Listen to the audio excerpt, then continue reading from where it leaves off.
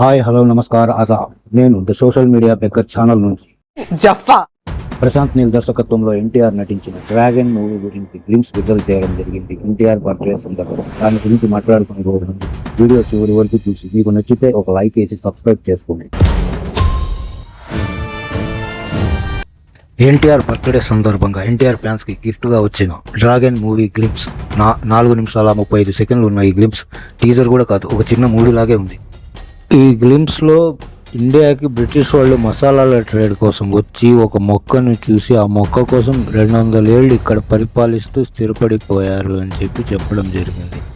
మీరు గ్లిమ్స్ ఈ పాటికి చూసేసి ఉంటారు కాబట్టి బ్రిటిష్ వాళ్ళకి అఫీమ్ నల్లమందు ఎక్కడెక్కడి నుంచి లభించేది, ఇండిపెండెన్స్ వచ్చినాక ఆ కంపెనీలు ఏ విధంగా స్థిరపడ్డాయి, ఏ విధంగా వార్ జరిగింది, 1967లో నుంచి ఆ కంపెనీలు ఏ విధంగా రైవలరీగా మారాయి అని చెప్పడం జరిగింది. కాకపోతే ఈ గ్లిమ్స్లో స్టార్ట్ అయింది 1967లో ఆఫ్ఘన్ ట్రేడ్ కంపెనీ అనేది సపరేట్గా ఏర్పడడం, దాని కథ దాని స్టోరీ చెప్పడం జరిగింది.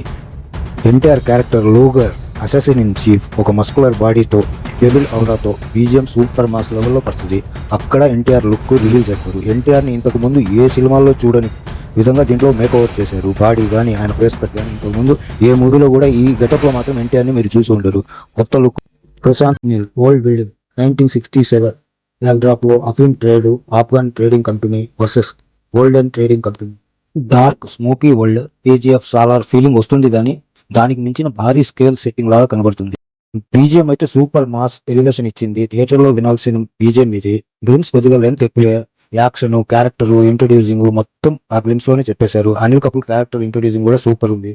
ముఖ్యంగా ఇక్కడ చెప్పుకోవాల్సింది హీరోయిన్ రుక్మిణి గారు ఓల్డ్ టెస్ట్మెంట్ లోని ఓల్డ్ క్రియేషన్ గురించి, గాడ్ ఓల్డ్ ఏ విధంగా క్రియేషన్ చేశాడు, ఎన్ని రోజులు క్రియేషన్ చేశాడు అనేది కోట్ చేస్తున్నప్పుడు ఈ విలన్స్ ఇంట్రొడ్యూసింగ్ ఉంటుంది. అది అదిరిపోయింది, సూపర్ గా ఉంటుంది.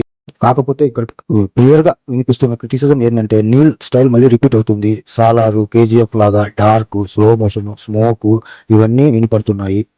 ఈ క్రిటిసిజం వినపడుతున్నా కూడా నాకు అనిపించేది ఏంటంటే ఎన్టీఆర్ ని మూవీ లవర్స్ ఈ మూవీలో చూసిన ఫేస్ కట్ కానీ, బాడీ లుక్ కానీ, గెటప్ కానీ ఇంతకు ముందు ఏ మూవీలో కూడా ఎన్టీఆర్ ఈ విధంగా కనపడలేదు. దీంట్లో న్యూ లుక్ ట్రై చేశారు.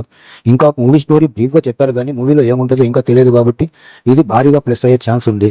మొత్తానికి ఎన్టీఆర్ నీల్ కాంబినేషన్ లో ఎక్స్పెక్టేషన్ మాత్రం చాలా హై పెంచింది. ఈ గ్లిమ్స్ 2027లో రిలీజ్ కాబోతుంది. ఈ మూవీ థియేటర్ లో చూడాలి.